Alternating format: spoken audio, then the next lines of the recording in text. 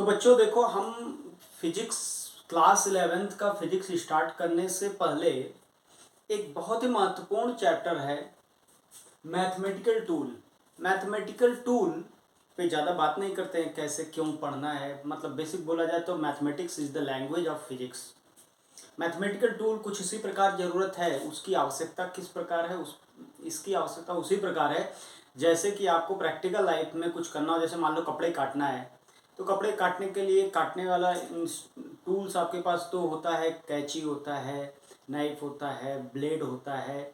लेकिन आपको पता है किस चीज़ का उपयोग करेंगे, आपको कैंची का उपयोग करना पड़ेगा। तो उसी प्रकार सुटेबल टूल का उपयोग करना ये आना चाहिए अपने को।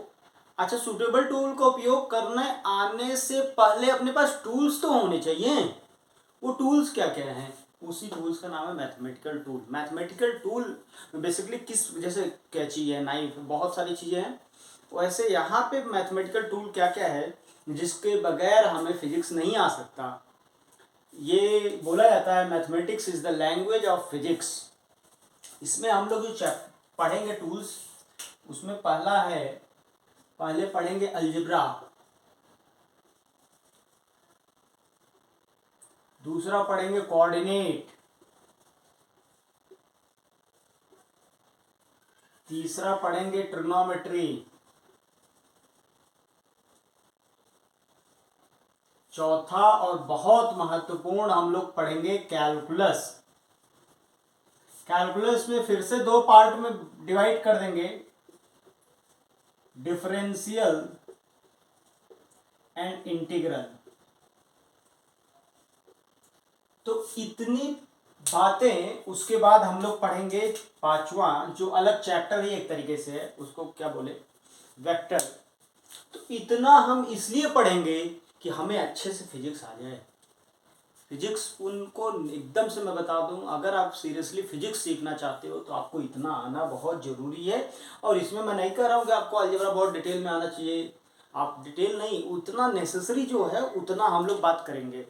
और आपको मैं उम्मीद करता हूँ कि आप सभी लोग ज़्यादातर चीज़ें इसमें से जो बोलूँगा वो सब क्लास 10 में आप पढ़ के आए हो।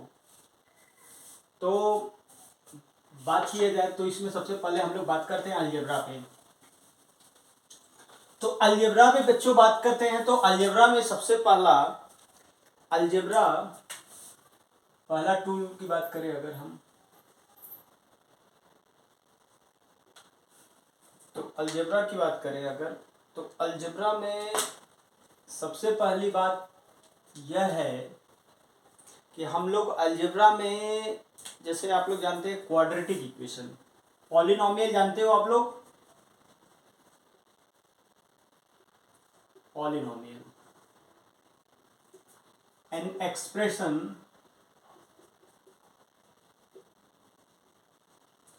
of the form a1 x to the power n plus a2 x to the power n minus 1 up to an equal to 0, where n is positive natural number। ऐसे एक्सप्रेशन को हम लोग पॉलिनोमियल बोलते हैं। तो ये पॉलिनोमियल हैं। अब इसमें पॉलिनोमियल के बारे में आप बात करो तो आपको पता होता है लीनियर इक्वेशन,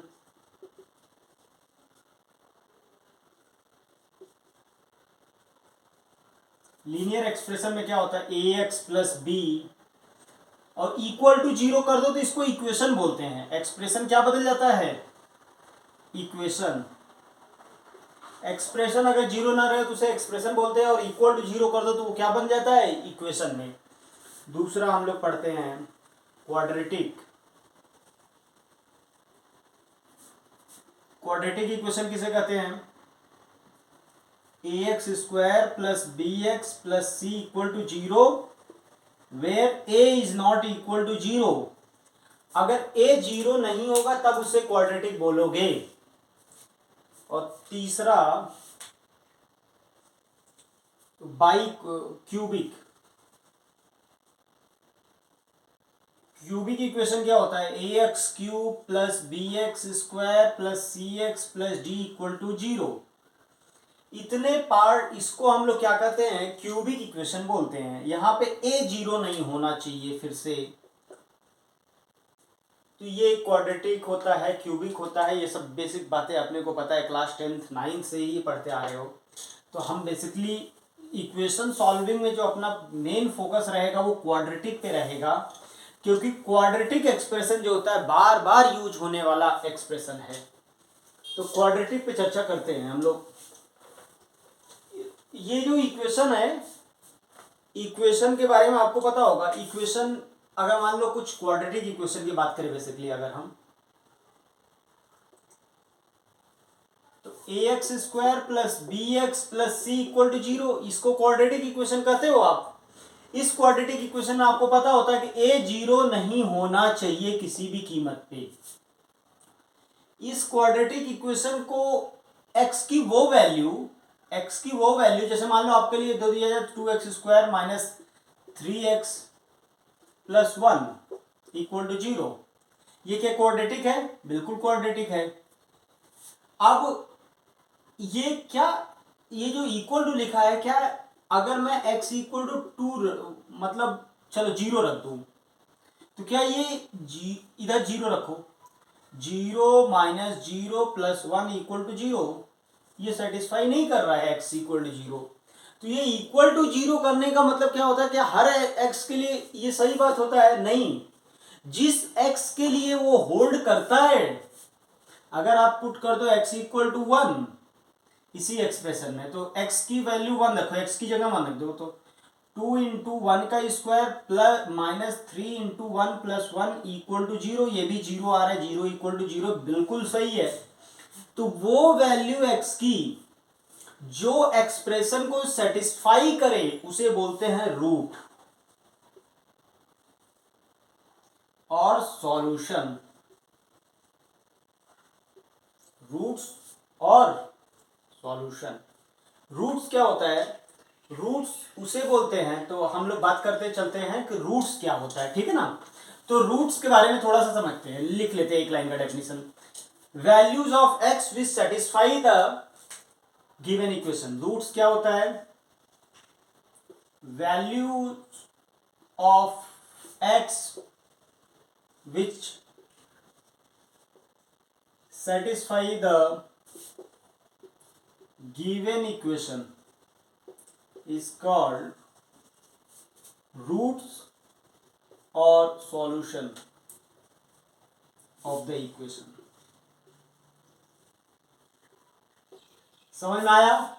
किसी इक्वेशन ये इक्वल टू जीरो रखा तो x की वो वैल्यू जो इसको सेटिस्फाई करे उसे कहते हैं रूट्स और सॉल्यूशन, ठीक है ना। तो रूट्स क्या होता है, सॉल्यूशन क्या होता है, ये तो अपने को समझ में आ गया। अब सर क्वाड्रेटिक का रूट्स क्या होता है, कैसे निकालेंगे, क्या नियम है, इसको निकालने का तरीका क्या है? तो क्वाड्रेटिक के रूट्स के बारे में बात कर लेते हैं थोड़ा सा। क्वाड्रेटिक का रूट्स कैसे निकालेंगे? तो अगर कोई भी एक्सप्रेशन, पहले तो क्वाड्रेटिक पहचानने आना चाहिए। तो क्वाड्रेटिक पहचानने का तरीका तो अपने को क्लियर है, क्वाड्रेटिक पहचान जाएंगे पावर 2 को। इसके रूट्स क्या क्या होंगे? रूट्स क्वाड्रेटिक के क्या क्या होंगे, इसके बारे में बात करें। There are exactly 2 roots. Quadratic के केवल और केवल 2 ही रूट्स होंगे, ये बात सत्य है, इसको याद रखिए, क्योंकि पॉलिनोमियल डिग्री 2 है। इफ मानो अगर वो रूट्स अल्फा एंड बीटा है, देन अल्फा बीटा वो क्या क्या होगा, इसके लिए फॉर्मूला एक दिया गया, minus b plus minus under root of b square minus 4ac upon 2a। Quadratic का पहले बात तो लोगों ने कहा कि पहली बात तो यह है कि क्वाड्रेटिक के पास केवल 2 रूट होगा, ठीक है, मान लिया बात।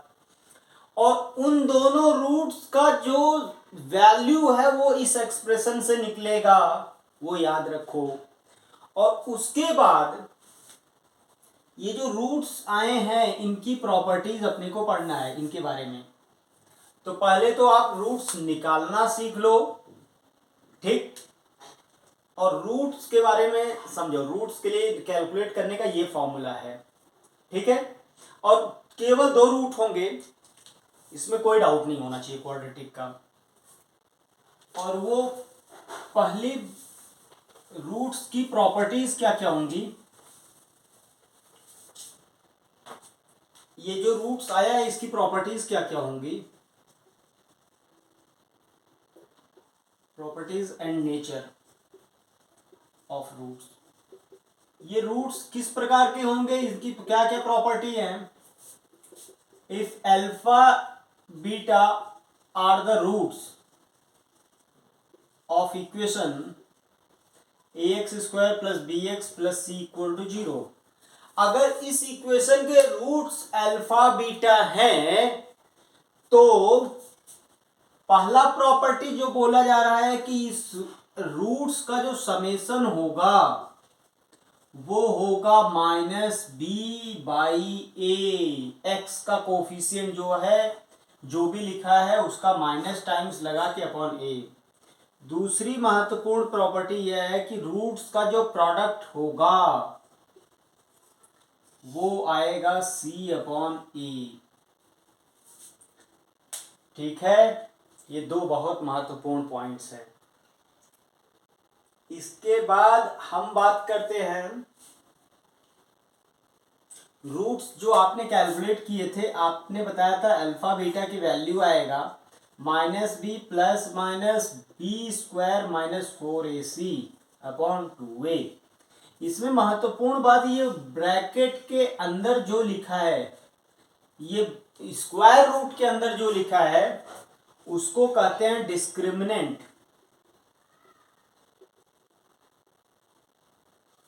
इसको कैपिटल डी से डिनोट करते हैं, जिसकी वैल्यू होता है बी स्क्वायर माइनस 4ac। ये क्यों महत्वपूर्ण है, महत्वपूर्ण इसलिए है क्योंकि ये स्क्वायर रूट के अंदर है। और कोई भी चीज अगर स्क्वायर रूट के अंदर होता है तो आपको पता होना चाहिए कि वो रियल तब होगा जब वो पॉजिटिव हो, क्योंकि स्क्वायर रूट ऑफ -2 तो सही है लेकिन रूट ऑफ -2 ये एग्जिस्ट नहीं करता। ये नंबर नहीं है, नॉट अ रियल नंबर। ये कोई भी रियल नंबर नहीं है। तो इसके लिए मतलब रूट्स को रियल होने के लिए अंदर स्क्वायर रूट के अंदर तो पॉजिटिव होना पड़ेगा ना।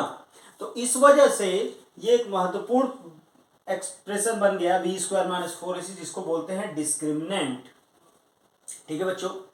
तो अभी कुछ प्रैक्टिस हम लोग करते हैं डिस्क्रिमिनेंट और sum of root, product of root, roots निकालने का, जिसको फॉर्मूला इतने का प्रैक्टिस करने के बाद तब नेचर ऑफ रूट्स पे आते हैं। जैसे कि मैं आपको कुछ एक क्वेश्चन बोलूं, आप क्लास 10 में पढ़े हो इसलिए बहुत ज़्यादा टाइम पास करने की ज़रूरत नहीं है। कुछ बातें जो अपने को आता है उस पर ज़्यादा टाइम पास नहीं करेंगे हम। एक इक्वेशन फाइंड, पहला सम ऑफ रूट्स, दूसरा product of roots and values of roots, तीसरा discriminant and values of roots for. पहला इक्वेशन मैं आपको बोलूं x square minus 5x plus 6 equal to 0, ठीक है। तो सबसे पहले सम ऑफ रूट्स निकाल लो, पहला पार्ट, इस एक क्वेश्चन का पहला पार्ट, ये इक्वेशन दिया गया है। इस इक्वेशन का फर्स्ट पार्ट आपको बताना है रूट्स का समेशन कितना होता है। तो फॉर्मूला आप बगल में लिख लो, याद है अभी अभी आपने पढ़ाया था ax square plus b x plus c equal to 0 होता था। अगर इसके रूट्स अल्फा बीटा होते थे तो आपको पता होना चाहिए alpha plus beta minus b by a होता है, alpha b into beta c by a होता है, और discriminant B square minus 4ac होता है। और रूट्स जो निकाला जाता है वो होता है minus b plus minus under root of b square minus 4ac upon 2a। ये 4 फॉर्मूले आपको बोला गया है रटना है, कभी भूलना नहीं है। ये चारों फॉर्मूले अगर आप रट रहे हो तो सबसे पहला मुझे बताओ ए की वैल्यू कितना है, ए इक्वल टू 1 है। बी इक्वल टू कितना है, तो बी इक्वल टू माइनस का 5 है। और सी इक्वल टू कितना है, तो सी इक्वल टू 6 है। तो पहला sum of roots, sum of roots alpha plus beta, जिसकी value minus b by minus of minus 5/2 a, मतलब 5/2। Product of roots alpha into beta, ये कितना हो जाएगा, सी बाई ए, मतलब सी बोले तो 6/16। डिस्क्रिमिनेंट बी स्क्वायर, तो बी की वैल्यू -5 है, -5 का होल स्क्वायर -4, ए की वैल्यू 1, सी की वैल्यू 6, तो 25 - 24 1। और वो रूट्स क्या क्या हैं, तो देखो रूट्स निकालने का फॉर्मूला है alpha into beta minus b, b ये है तो माइनस बी रखोगे तो 5 हो जाएगा, plus minus under root of b square -4 इसी, तो डी ही है 1 है अपॉन 2a, बोले तो स्क्वायर रूट की वैल्यू 1 आएगा तो 5 प्लस 1/2 एक आएगा, दूसरा आएगा 5 - 1/2, यानी रूट्स की वैल्यू जो हो जाएगा अल्फा इक्वल टू 2 और बीटा इक्वल टू 3। इसमें किसी को कोई कष्ट नहीं होना चाहिए। सॉरी एक मिनट, एक थोड़ा करेक्शन, ये b बाई ए था, केवल b/2 मैंने लिख दिया था, थोड़ा इसको करेक्ट कर देना। तो ये अपना आंसर आ गया। ऐसे मुझे लगता है ये क्लास 10 का पढ़ा हुआ है तो इसलिए बहुत ज़्यादा इस पर टाइम पास करने का ज़रूरत नहीं है, आप लोग कर भी लेंगे, ठीक है। जैसे बच्चों एक और प्रैक्टिस कर लो आप,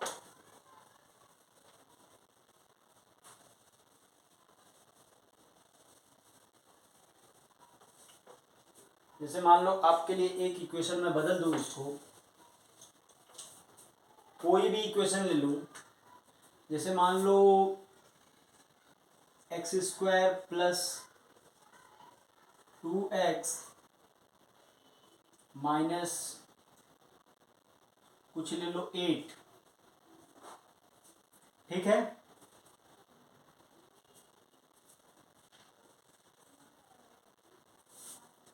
तो ये रूट्स निकालना है, ठीक है। a की वैल्यू 1 है, b की वैल्यू 2 है, c की वैल्यू -8 है।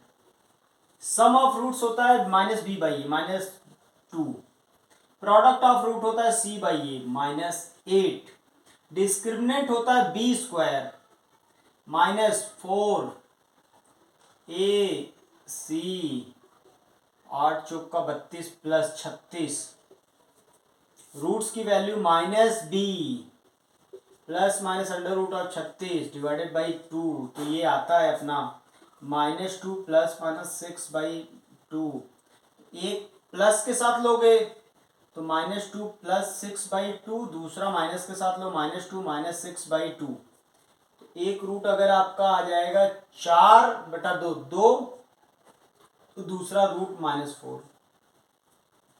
तो मुझे लगता है कि ऐसे में और ज़्यादा प्रैक्टिस करने का कोई मतलब नहीं है, ये आप चूंकि 10th में पढ़े हो तो इसलिए हो जाएगा। तो बच्चों ये रहा अपना sum of roots, product of roots और रूट्स कैसे निकालते हैं, ठीक है ना। उसके बाद क्वाड्रेटिक में एक महत्वपूर्ण बिंदु यह होता है कि nature of roots, nature of roots, roots के बारे में बोलना। तो रूट्स के बारे में यह बोला जाता है कि अगर d b² -4ac, अब फॉर्मूले को देख लो जरा, एक मिनट में मैं समझा भी देता हूं, -b plus minus under root of b² -4ac, इसी को d कहते हैं ना, यही तो एक्सप्रेशन d है। तो यानी अल्फा बीटा जो है -b plus minus under root d/2a, यही d जो है एक्सप्रेशन जो है d, अगर ये आप खुद बताओ, अगर ये कोई परफेक्ट स्क्वायर बन जाए तो इर्रेशनल रूट नहीं आएगा, रूट के बाहर नंबर को निकलने के लिए परफेक्ट स्क्वायर होना चाहिए। अगर परफेक्ट स्क्वायर d नहीं है तो रूट्स इर्रेशनल आ जाएंगे, रूट्स कैसे आएंगे? इर्रेशनल रूट्स आएंगे। जैसे कि मान लो एक उदाहरण से मैं बता दूं, x square plus x minus one equal to zero. इसके लिए डी कितना आया? माइनस बी की वैल्यू वन है, one square minus four a c, 5। अब देखो इसका आंसर लिखने जाओगे तो अल्फा बीटा कितना आएगा? Minus b plus minus under root 5/2। तो रूट्स कैसे हैं? इरेशनल। रैशनल रूट्स तब आएंगे जब आप क्या करोगे? डी एक परफेक्ट स्क्वायर हो। डी परफेक्ट स्क्वायर होने का मतलब, जैसे मतलब ये है, x square minus 2x plus 8। इसी के लिए देखो डी कितना आएगा? इसके लिए डी आ जाएगा बी स्क्वायर माइनस 2 का स्क्वायर 4 माइनस 4ac। तो सॉरी, ये भी माइनस ही ले लो, 4ac। तो 4ac की वैल्यू माइनस 8, 36। अब डी देखो परफेक्ट स्क्वायर आया ना, तभी इसके रूट्स आए थे, अभी आपने सॉल्व किया था। तो रूट्स थे आपके कितने? -4 और 2। ये रूट्स इसीलिए आया था क्योंकि डी परफेक्ट स्क्वायर आया था, ठीक है ना, अदरवाइज इरेशनल रूट्स आ जाएगा। तो ये सारी प्रॉपर्टीज, ये कैसा रूट्स होगा? रियल होगा कि रैशनल होगा कि इरेशनल होगा, रूट्स किस प्रकार का होना है, ये सब कुछ किससे पता चलता है? डी से। तो वो डी के बारे में समझते हैं। पहला, यदि डी पॉजिटिव हो या जीरो से ज्यादा, तो अगर ग्रेटर देन जीरो है तो रियल, और अगर डी जीरो है एग्जैक्टली तो भी रियल होगा एंड इक्वल भी होगा। इसमें पक्की बात है रियल होगा, लेकिन सेम नहीं होगा, डिस्टिंक्ट। अगर डी नेगेटिव हो गया तो नो रियल रूट्स, तो कोई भी रियल रूट नहीं होगा। इतनी बात अपने को करनी थी। तो मुझे लगता है कि ये तीनों पॉइंट्स आपको याद रहेगा। और परफेक्ट स्क्वायर अगर होगा तो रैशनल रूट्स आएगा। तो रैशनल बहुत ज़्यादा अपने काम का नहीं है, हमने समझा भले दिया। तो इस पे अपने को चेक करना है। तो मान लो जैसे एक क्वेश्चन मैं पूछूं, comment on nature of roots. पहला, x square plus 6x minus 8 equal to 0। तो इसका डिस्क्रिमिनेंट निकालो, इसके रूट्स के बारे में बोलना है। तो 36 माइनस 4a की वैल्यू 1, c की वैल्यू -8, तो 32 और 36 68 पॉजिटिव, मतलब रियल एंड डिफरेंट। अगर मान लो ठीक है, ये क्वेश्चन दे दिया जाए x square plus x plus 1, तो इसके बारे में जरा बोलो। तो डी निकालो। कुछ भी बोलने के लिए मेरे पास क्या होना चाहिए? सबूत होना चाहिए। वो सबूत कौन होता है? डी होता है। डी की वैल्यू होता है b square minus 4ac minus 3। Non real, real नहीं है। अगर मान लो क्वेश्चन आपके सामने कल के दिन कोई पूछ ले कि बताओ मुझे x square minus 2x plus 1 equal to 0, तो इसके लिए डी आप निकालोगे तो 1 स्क्वायर सॉरी 4, 2 का स्क्वायर 4 माइनस 4ac जो कि 0 आ रहा है। डी 0 मतलब इक्वल रूट्स, इक्वल रूट्स। और वो इक्वल क्या होगा आपको पता भी होगा, फॉर्मूले से निकाल सकते हो आप लोग। Minus b minus of minus plus b plus minus √0/2 यानी 1 आएगा। वो दोनों, क्योंकि ये वाला पार्ट तो 0 ही हो गया। अगर डिस्क्रिमिनेंट 0 है तो ये आंसर आएगा। तो मुझे लग रहा है कि ऐसे क्वेश्चन का आंसर आप लोग दे पाओगे बहुत आसानी के साथ। ठीक है बच्चों, तो मैं इस क्वाड्रेटिक वाले टॉपिक को अब छोड़ के आगे थोड़ा निकल रहा हूँ। तो क्वाड्रेटिक हो गया अपना। क्वाड्रेटिक के बाद हम लोगों ने आगे अलजेब्रा में कुछ महत्वपूर्ण पॉइंट्स और पढ़ने हैं अपने को। उसमें जो उसी सीक्वेंस में क्वाड्रेटिक में ही मैथमेटिकल टूल के लिए हमें दूसरा पॉइंट जो पढ़ना है वो है अरिथमेटिक प्रोग्रेशन।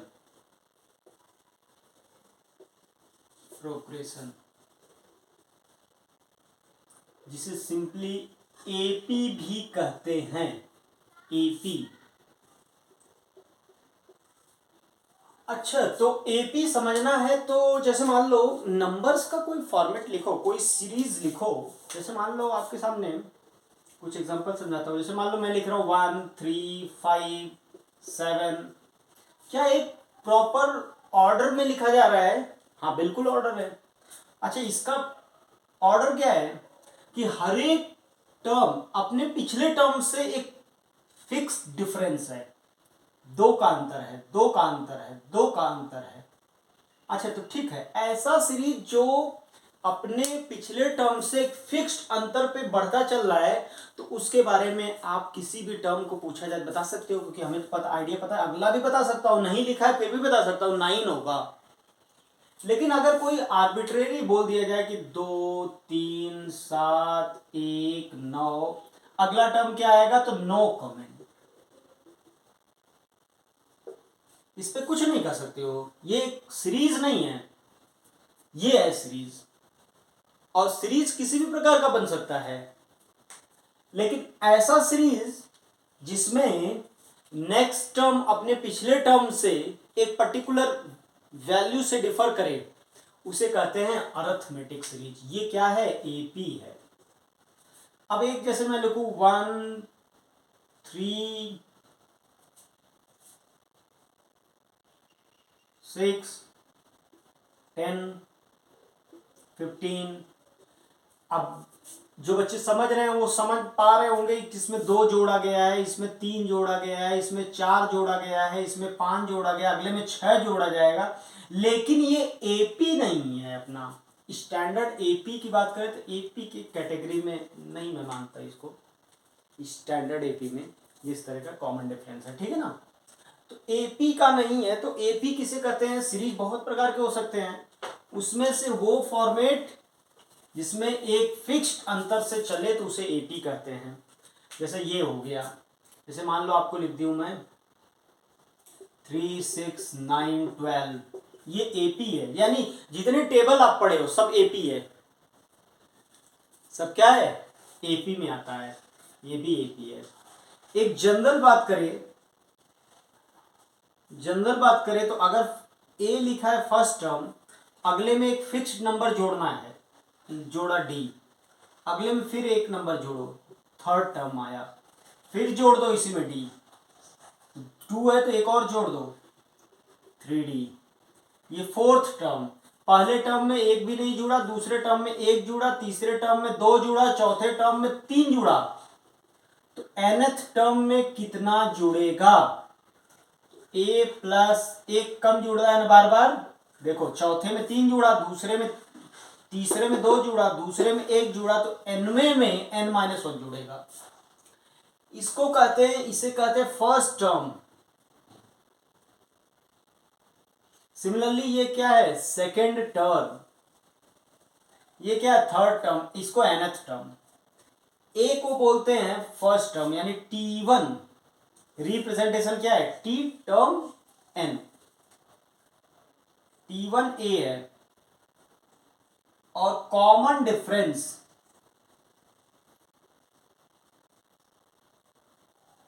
ये जो किसी भी दो कंसेक्यूटिव नंबर का डिफरेंस ले लो, जो आएगा उसी कॉमन डिफरेंस कहते हैं डी। Tn बोला जाता है nth term of series. nth term of series जिसका फॉर्मूला आपको याद रखना चाहिए, यह होता है a plus n-1 into D. ये कुछ टर्मिनोलॉजी है, ऐसे सीरीज दिखे तो उसके बारे में कुछ भी कमेंट करना हो, कोई रैंडम आपसे पूछ ले 50वां टर्म क्या होगा, जैसे पहला दूसरा तीसरा चौथा पांचवा, 50वां क्या होगा, तो एन की जगह 50 रख दो, फॉर्मूले में रख दो, ए और डी तो देख के बता लोगे। ये एक तरीका होता है। तो इस तरीके को हम लोग समझते हैं। और एक बात और भी, ये महत्वपूर्ण है, उसके साथ एक और महत्वपूर्ण फॉर्मूला आपको मैं लिखवा दूं, इसी में ये नोट कर लिया होगा आप लोगों ने। इसी सीक्वेंस के बाद हम बात करते हैं सम ऑफ फर्स्ट n टर्म्स, मतलब पहले ये इसको इसको इसको इसको इसको इसको सभी को जोड़ दोगे अगर, तो क्या आएगा वैल्यू, तो उसका फॉर्मूला है n/2 2a plus n-1 into D.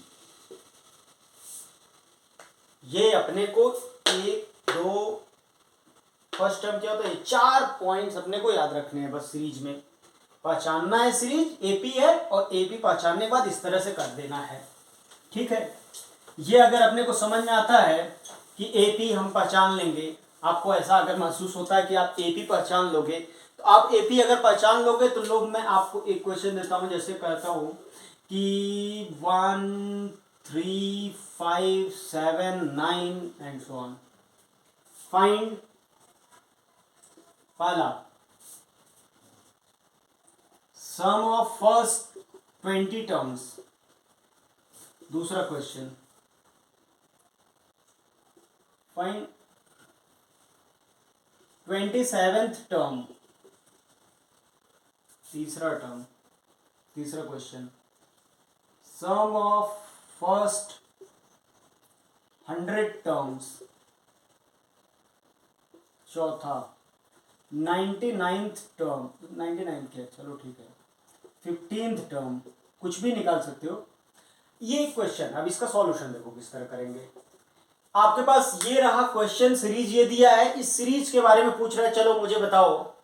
कुछ भी बताने से पहले सबसे पहला काम आपको फर्स्ट टर्म और कॉमन डिफरेंस लिखना होगा। तो देख के बताओ पहला टर्म क्या है, 1, t1 की वैल्यू यानी a इसे कहते हैं 1, और कॉमन डिफरेंस पता करने का तरीका, कॉमन डिफरेंस d होता है, d की वैल्यू निकालने के लिए आपको कोई भी दो लगातार टर्म को सब्ट्रैक्ट कर दो, इसको सब्ट्रैक्ट कर दो 2 आया, देखो इसको सब्ट्रैक्ट कर दो 2 आया, इसको आप किसी को भी कर सकते हो, लेकिन मैं सजेस्ट करूंगा पहला दूसरा को ही करके देख लो, बहुत ज्यादा दूसरे में से पहला सब्ट्रैक्ट करो 2 आया, ऐसा नहीं कि पहले में से दूसरा सब्ट्रैक्ट करें, नहीं, अगले में से पिछला घटाना है। अब क्वेश्चन का आंसर देते हैं। आपको पूछा गया S20 फॉर्मूला है n/2, n की वैल्यू कितना है 20/2 2a, a की वैल्यू 1 है, 2a plus n-1 20-1 19 into d की वैल्यू 2। अब इसको सिंप्लीफाई कर दो, आंसर आ गया। अगला पूछा है T27, मतलब 27th टर्म आपको बताना है। तो T27 होता है a वैल्यू 1 है, a plus n-1 27-1 into D की वैल्यू 2। हो गया क्वेश्चन सॉल्व। अगला पूछा है 100 टर्म्स का समेशन, तो S100 बोल रहा है, S100 की वैल्यू n की जगह 100 है, तो 100/2 plus sorry into 2a plus n-1, n की जगह 100 है, तो 100-1 99 इंटू डी। अगला पार्ट पूछ रहा है 15th टर्म बताओ, 15th टर्म बता सकते हैं, T15 लिखना है, तो फॉर्मूला एक ही है अपने पास, a plus n-1 into D. Question solve हो गया। ऐसे क्वेश्चन आपके सामने आएंगे तो मुझे लग रहा है आप लोग बता सकते हो, कुछ भी कर सकते हो। ठीक है, तो अगला पार्ट, इसी में एक प्रैक्टिस और कर लेते हैं, चलो 2 ही क्वेश्चन निकालते हैं, बार बार प्रैक्टिस करना ही है अपने को। चलो एक और लेते हैं, -1 -1 3 5 एंड सो ऑन। चलो ठीक है, -1 से शुरू हुआ है, बदल लेते हैं, 4 9 14 तो फर्स्ट टर्म यहाँ पे क्या है, ए की वैल्यू -1 है, कॉमन डिफरेंस कितना है तो 5 है, देखो 5 का अंतर है, इसमें से भी -1 को -1 करके सब्ट्रैक्ट करना, तो S20 बताना है, बता दो 20/2 first term 2a -2 plus n -1 20 -1 19 into D की वैल्यू 5, आ गया आंसर। अगला पार्ट पूछ रहा है 27th टर्म बताओ, तो T27 आपको पूछ रहा है। ये T27 क्या होता है, 27 टर्म्स का समेशन नहीं है, 27th पोजीशन पे जो टर्म है उसका value, a plus 27 -1 into D, D की वैल्यू कितना है 5, रख दो, क्वेश्चन सॉल्व हो गया। ठीक है, तो मुझे लग रहा है कि एपी वाला पार्ट तो हो जाएगा, ठीक है ना। और अगर एक स्टैंडर्ड पॉइंट भी इसमें याद रखो तो अच्छी बात है, जैसे कि sum of first n natural number Sn, अच्छा sum of first n natural number 1 + 2 + 3 up to n, इसको जोड़ना होगा। तो एक बार बताओ, फर्स्ट टर्म कितना है, a1 है, d भी 1 है, तो Sn जो n टर्म्स का समेशन आएगा n/2 रेकमेंड 2a यानी 2 प्लस n -1 इंटू डी की वैल्यू 1, तो n बन गया अपना n+1/2। ये फॉर्मूला याद रहे तो किसी को कोई कष्ट नहीं होना चाहिए इसको याद रखने में, ठीक है ना, ये याद रहे तो ज़्यादा अच्छा है। अब ओरली आपको पूछा जा सकता है 50 टर्म्स का समेशन कितना होगा, तो ठीक है n की जगह 50 रख दो, 1 से 50 तक का समेशन बताओ, 50 × 51/2 आंसर हो गया। 10 टर्म का समेशन बताओ, 10 × 11/2, 10/2 5, 11 × 5 55 आ जाएगा। ऐसे ही आप डायरेक्ट बता सकते हो। अगला सीरीज इसी में हम लोग स्टार्ट करते हैं। अगला पार्ट जो है वो है अपना ज्योमेट्रिक प्रोग्रेशन, जीपी। तो जीपी क्या है, जीपी थोड़ा सा एपी से थोड़ा अलग है। जैसे कि मैं लिखूं 2 4 8 16, आपको समझ में आ गया होगा एक पैटर्न है इसमें सर, और वो पैटर्न यह है कि हर एक टर्म एक फिक्स्ड नंबर से मल्टीप्लाई किया जा रहा है। जैसे 2 से मल्टीप्लाई किया तो अगला मिला, 2 से मल्टीप्लाई किया तो अगला मिला। जैसे मान लो लिख दूं 3 15 45, ठीक है ना, 135,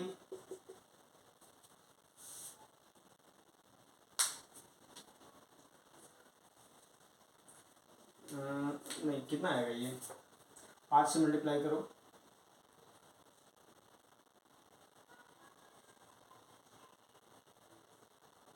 इसको 5 से मल्टीप्लाई किया 15, तो ये थोड़ा गलत हो रहा था, ठीक है, 5 से मल्टीप्लाई 75 हो जाएगा, और फिर 5 से मल्टीप्लाई करो,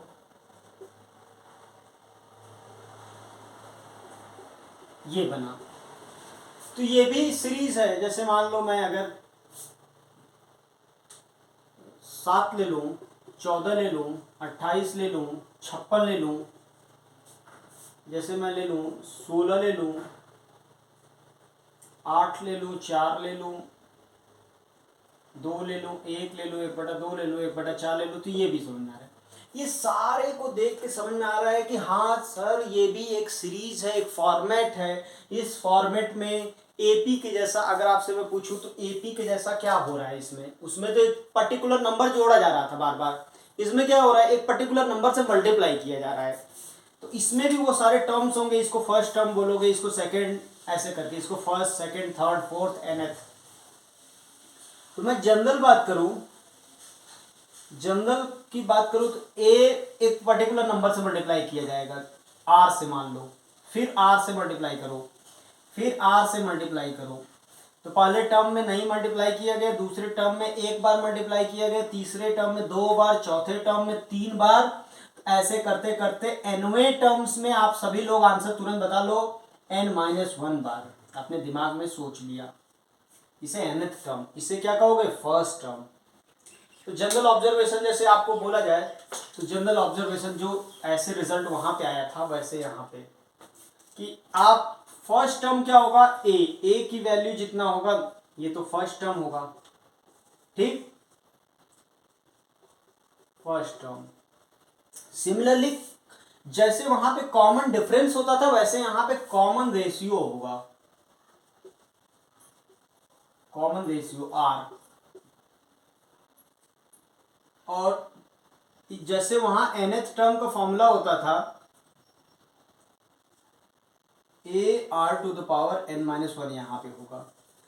वहां पे भी एन टर्म्स का समेशन होता था, इसमें भी एन टर्म्स का समेशन, इनको सबको जोड़ोगे तो क्या आएगा, ये फॉर्मूला होता है a r to the power n minus one upon r minus one.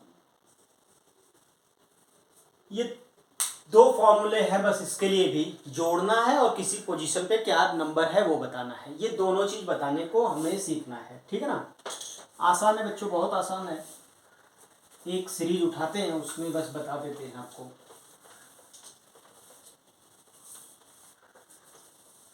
एक सीरीज उठाते हैं, जैसे मान लो एक सीरीज हमने उठाया, एग्जांपल के लिए ले लिया कि चलो ले लो 1 2 4 8, आपको समझ में आ गया होगा।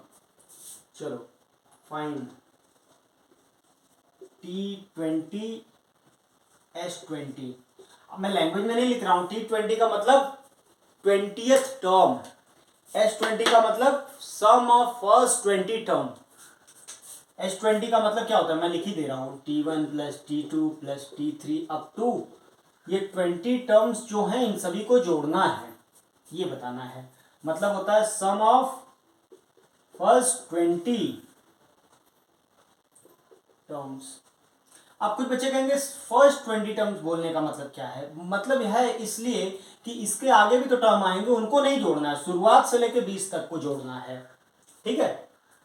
तो T20 होगा, पहले तो ए बता दो, ए की वैल्यू सबको दिख गया 1, कॉमन रेशियो अगले दूसरे को पहले से डिवाइड कर दिया करो। तो देखो तो आर की वैल्यू 2, तो T20 जो पूछा गया है 20 की value a r to the power n minus one 19, answer हो गया। S20 पूछा गया था, S20 का फॉर्मूला आप पढ़े हो, a r to the power n minus one upon r minus one, answer हो गया। किसी को कोई कष्ट होना नहीं चाहिए।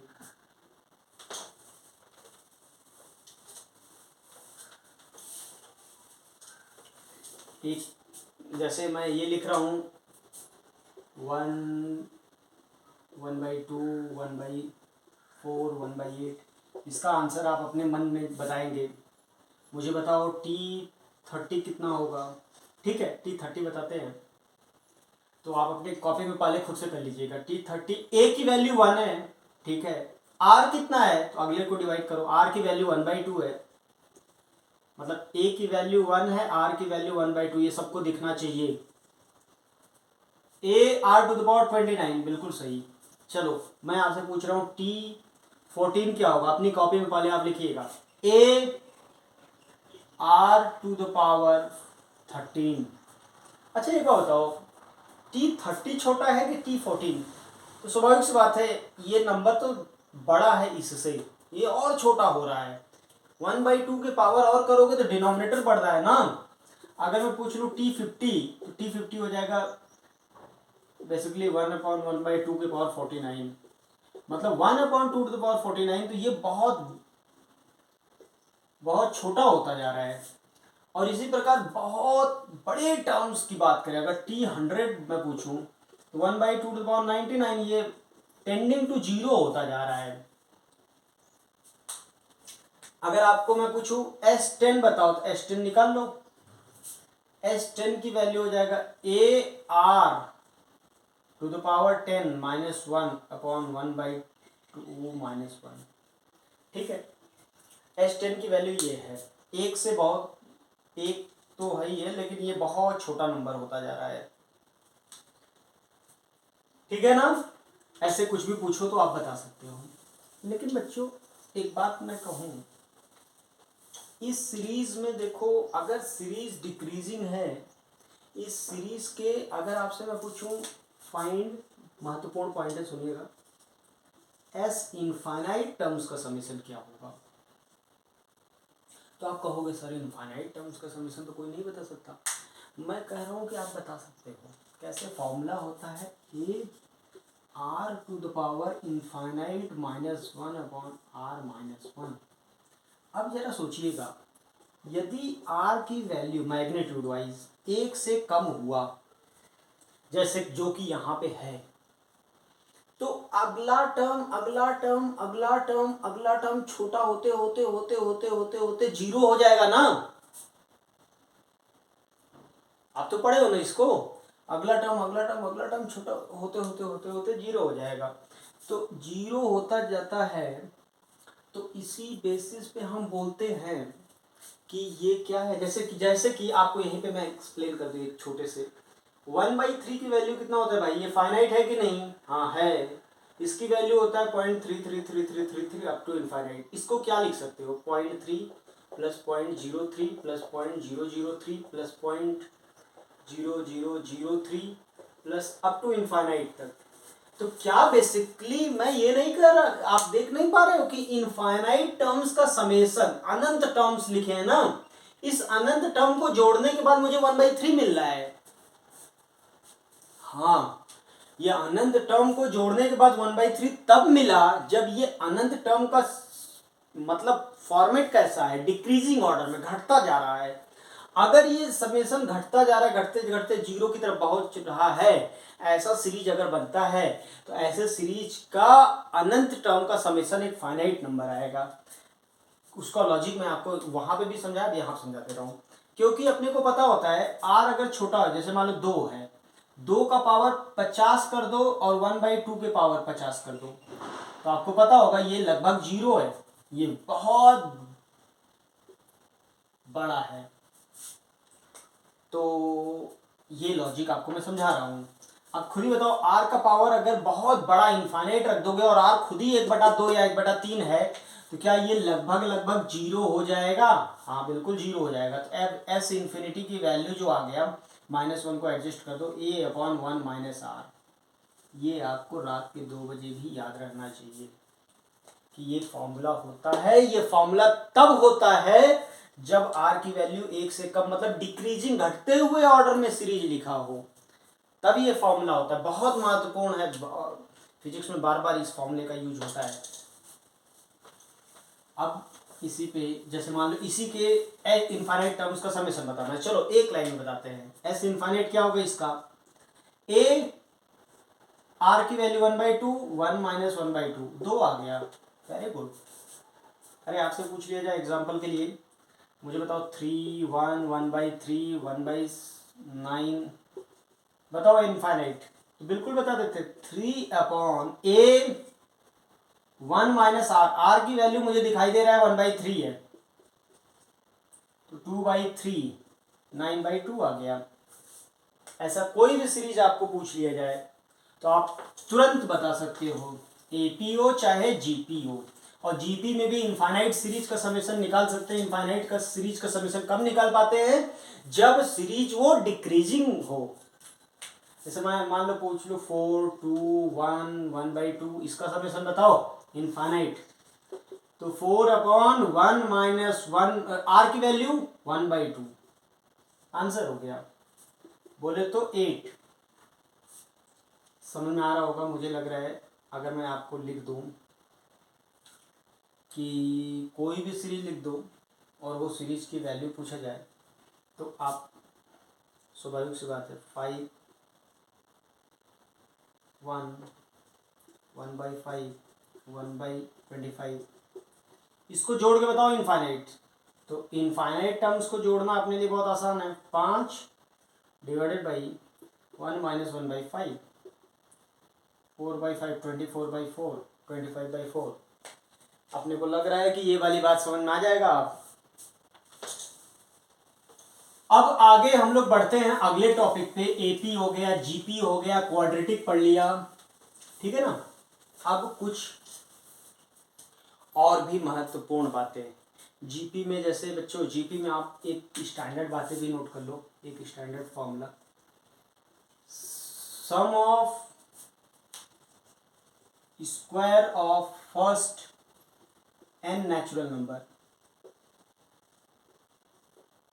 जैसे 1 का स्क्वायर प्लस 2 का स्क्वायर प्लस 3 का स्क्वायर अप टू n का स्क्वायर, सबके स्क्वायर का समेशन होता है n प्लस 1 2n प्लस 1/6।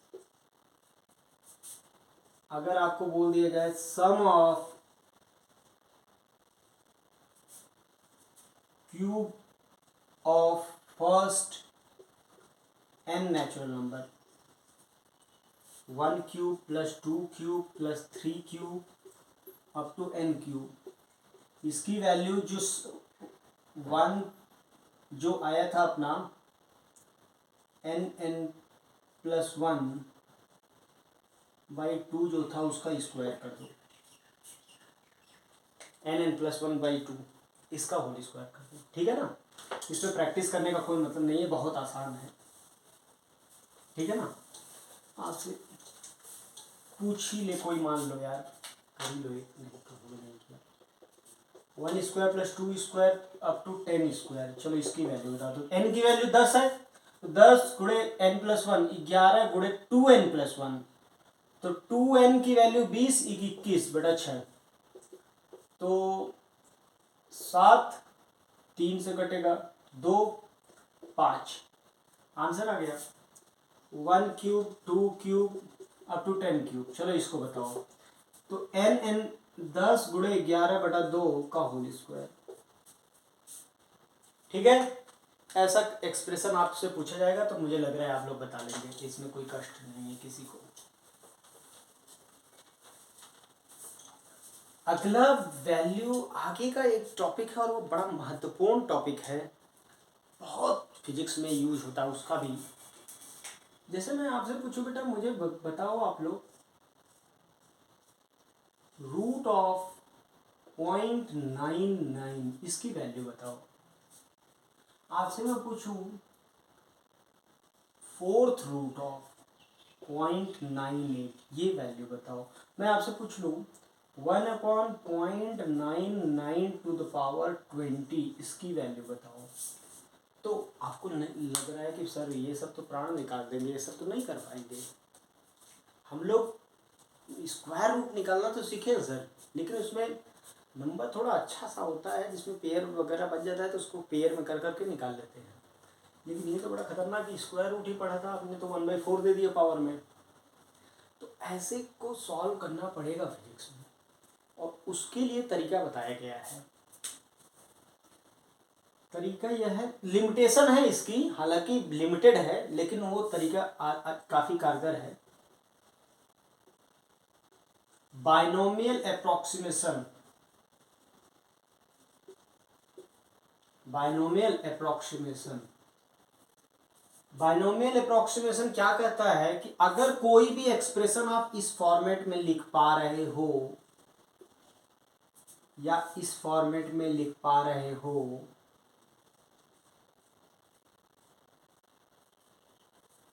और तो आप इसको 1 प्लस nx लिख सकते हो और इसको 1 माइनस nx लिख सकते हो।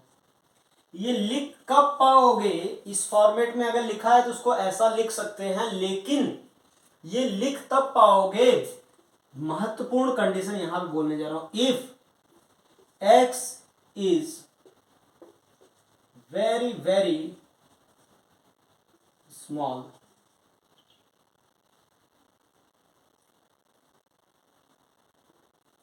बहुत छोटा हो, कितना छोटा हो, मतलब x की वैल्यू मान के चलो 0.1 से भी छोटा हो, बहुत छोटा, मतलब टेक्निकली 1 से तो बहुत छोटा होना ही चाहिए, ऐसे मैं लिख दूं। अब कुछ बच्चे कहते हैं 1 से बहुत छोटा हो, बात तो समझ में आ रहा है, 1 से बहुत छोटा, लेकिन कितना तक, क्या सीमा हो, तो वो होता बोला जाता है कि लगभग, जैसे अगर मैं बता दूं तो x की वैल्यू 0.1 से भी, 0.1 से 0.1 इससे भी छोटा होना चाहिए, तब अगर इस फॉर्मेट में लिखा है तो उसे हम कह सकते हैं कि बाइनोमियल अप्रोक्सीमेशन लगा सकते हैं। ये बहुत महत्वपूर्ण है, इसको पहले समझ लो ध्यान से। अगर इस फॉर्मेट में आप लिख पा रहे हो तब आप इसको इस प्रकार से लिख सकते हो, यदि ये x जो है 1 के कंपैरिजन में बहुत छोटा हो। याद रहेगा? याद रहेगा। तो अब ये जितना भी ऊपर पूछा था सबको निकालो। चलो देखो आपके सामने निकालता हूं मैं।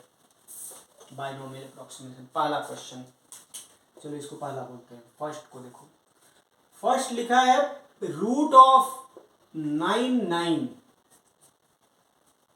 बोले तो 0.99 के पावर 1/2 लिखा है। इसको आप बोल सकते हो कि 1 माइनस 0.01 का पावर 1/2 मैंने लिख दिया सर। ठीक है, अब लिख दिया तो बस आंसर आ गया। क्या उसी फॉर्मेट में बन गया? 1 minus n x, 1 minus x, और x देखो बहुत छोटा मैंने लिख भी दिया, बिल्कुल सही। तो 1 माइनस एन की वैल्यू 1/2 है इंटू 0.01, तो 1 माइनस 0.005, ये आंसर आ गया। 0.995 आंसर हो गया।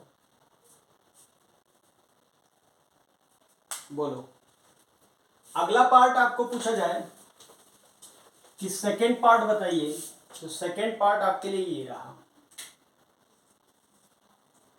कि 0.98 टू द पावर 1/4 लिखा है। ठीक है, इसको अगर देखा जाए अंदर वाली चीज को, तो मैं ऐसा लिख सकता हूं 1 माइनस 0.02 टू द पावर 1/4। इसको देखा जाए तो इसको लिखा जा सकता है, अंदर x जो है वो 0.02 है, x जो है वो 0.02 है, n ये है, तो वो कंडीशन सेटिस्फाई कर रहा है, 0.1 से छोटा है।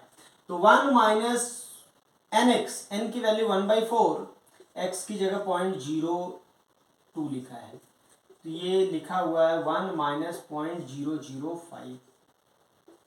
फिर से आंसर सेम आया, 0.95 आ गया। ठीक है, अगला पार्ट जैसे दूसरा के बाद तीसरा पार्ट अगर हम करें, थर्ड का आंसर निकालना हो, तो ये थर्ड ऐसा लिखा हुआ 1/0.99 के पावर 20। ठीक है, इसको निकालते हैं। तो सबसे पहला काम करोगे कि इसको ऊपर ले जाओगे, तो आपको पता होगा गणित आप जानते ही हो, 0.99 के पावर -20 हो जाएगा। आपको पता है 1/x के पावर n ऊपर ले जाओगे तो x के पावर -n होता है, ये तो अपने को कभी भी याद रहता है। अब इसको देखो बहुत आसानी से 1 माइनस 0.01 के पावर -20 लिख दिया। अब ये उसी फॉर्मेट में बन गया क्या? बिल्कुल बन गया। अब लिख सकते हो 1 माइनस n की वैल्यू -20, x की वैल्यू 0.01, n की वैल्यू देखो -20 है, 1 माइनस एन एक्स, 1 प्लस 20 से मल्टीप्लाई करोगे 0.2 आएगा, और मुझे लगता है कि ये वैल्यू जो आ रहा है 1.2, अच्छा सा एक वैल्यू आपके सामने प्रस्तुत हो गया। तो मुझे लग रहा है कि ऐसे क्वेश्चन आपके सामने आएंगे तो आप लोग जरूर बता पाओगे। ठीक है ना? एक मान लो आपके सामने ऐसा कोई एक्सप्रेशन टाइप का दे दिया जाए कि मान लो दे दिया जाए a square plus x square की power 7, where a is much less than x। a x से बहुत छोटा है, इसको सिंप्लीफाई करना है,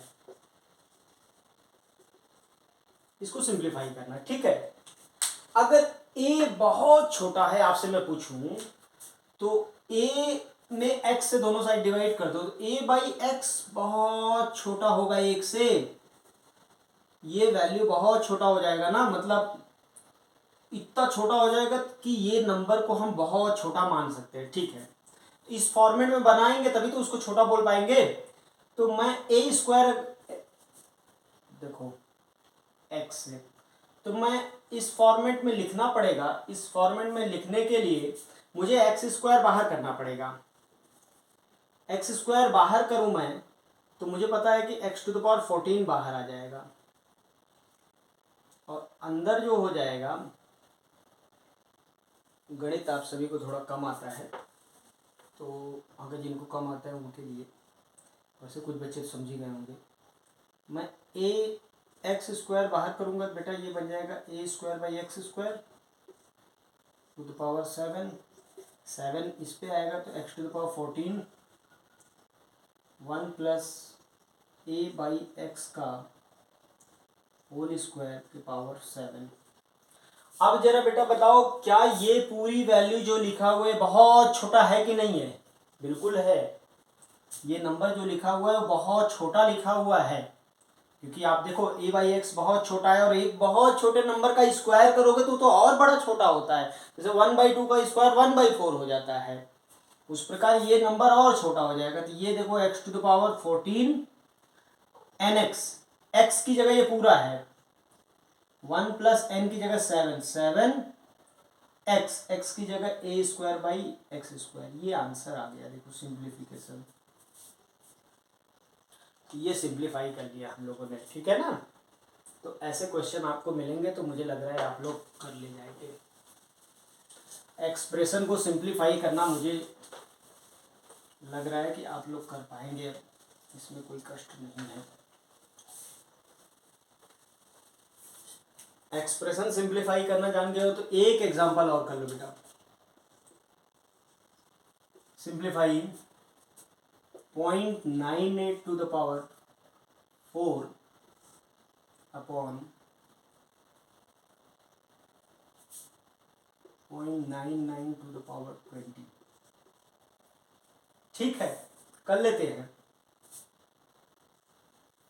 तो इसको सिंप्लीफाई करना है तो इसको देखो, ऊपर वाले को क्या लिखे हो 0.98 टू द पावर 4, नीचे वाले को क्या लिखे हो 0.99 टू द पावर -20। अब देखो ये इसको आप लिख सकते हो 1 माइनस 0.02 के पावर 4, इसको लिख सकते हो 1 माइनस 0.01 के पावर -20। ये भी बिल्कुल सही बैठा है, ये भी बिल्कुल सही। तो इसको लिख सकते हो 1 माइनस 4 इंटू 0.02, और इसमें क्या लिख सकते हो 1 माइनस माइनस प्लस हो जाएगा, एक बार समझाया था 20 इंटू 0.01। तो ये 1.8 माइनस 0.08, ये आ जाएगा 1 प्लस 0.2, तो ये बन जाएगा 0.92 इंटू 1.2। अब मल्टीप्लिकेशन आप कर लोगे तो आंसर आ जाएगा। देखो इतने बड़े एक्सप्रेशन को हमने सिंप्लीफाई कर लिया, ठीक है ना। अब एक टॉपिक और है, और आखिरी टॉपिक इस अलजेब्रा का, वो है तीसरा था, चौथा, पांचवा टॉपिक होगा शायद ये। तो आखिरी टॉपिक है परसेंटेज चेंज। परसेंटेज चेंज क्या है बेटा? परसेंटेज चेंज, परसेंटेज चेंज क्या होता है? ठीक है, जैसे मान लो परसेंटेज चेंज का मतलब ये होगा कि कितना चेंज हुआ, ये तो आप जानते हो चेंज का मतलब, इसको प्रतिशत में निकाल देना। परसेंटेज चेंज जैसे मान लो एग्जांपल के लिए समझो, if temperature in a day changes from 20 degree centigrade to 25 degree centigrade, find percentage change। ठीक है, पहले तो चेंज बताओ कितना होता है।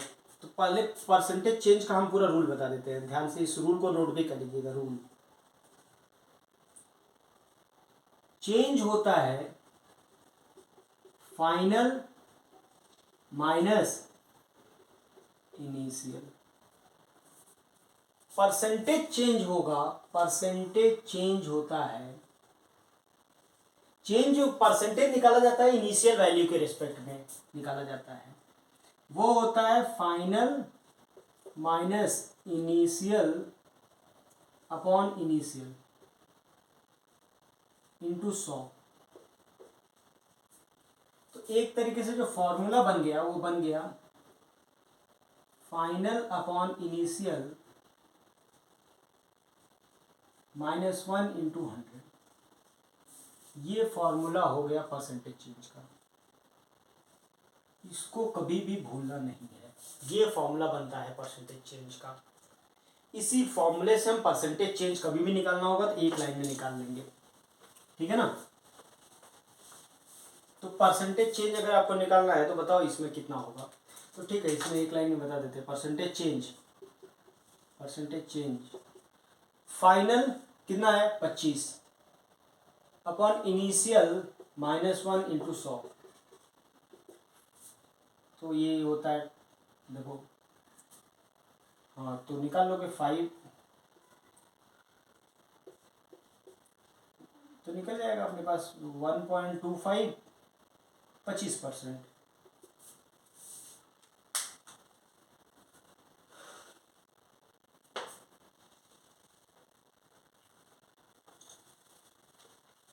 %25 आ गया।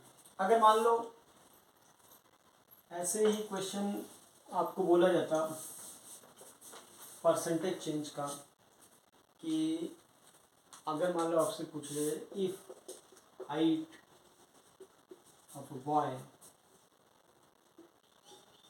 increases from 2 feet to 3 feet, find percentage change. ठीक है, आंसर डायरेक्ट लिखने का तरीका अपने को आना चाहिए। परसेंटेज चेंज हो जाता है फाइनल बाई इनिशियल -1/100, तो होता है 50%। ठीक है, ऐसे क्वेश्चन अपने को कर लेंगे। अभी थोड़ा एक क्वेश्चन और करते हैं।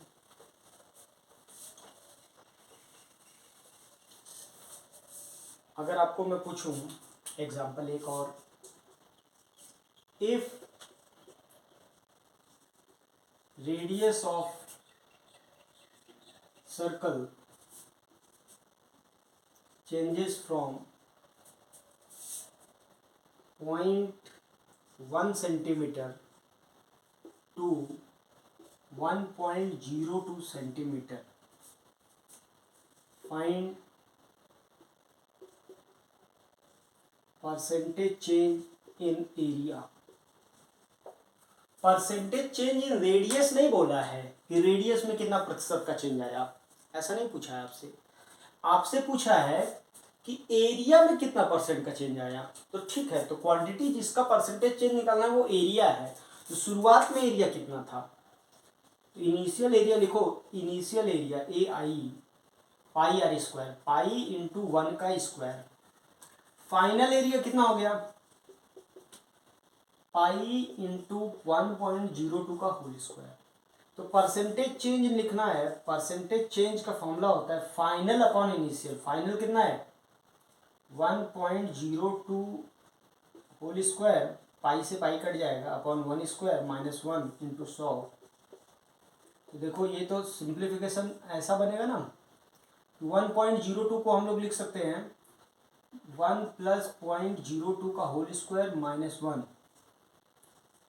इंटू 100। इसको देखो बाइनोमियल अप्रोक्सीमेशन लगाना पड़ेगा, तो बन जाएगा 1 + 0.02 इंटू 4 इंटू 2 -1 इंटू 100। ये 1 से 1 कट गया, ये तो 0.04 4%। कितना % आया 4%। ठीक है ना। ऐसे क्वेश्चन आप लोग कर सकते हो और ट्राई करिएगा। एक क्वेश्चन और मैं आपके लिए लिख दे रहा हूँ और इसका आंसर भी मैं लिख दे रहा हूँ, आप लोग करिएगा कि रेडियस ऑफ सर्कल की जगह मैं कर दूँ स्फीयर।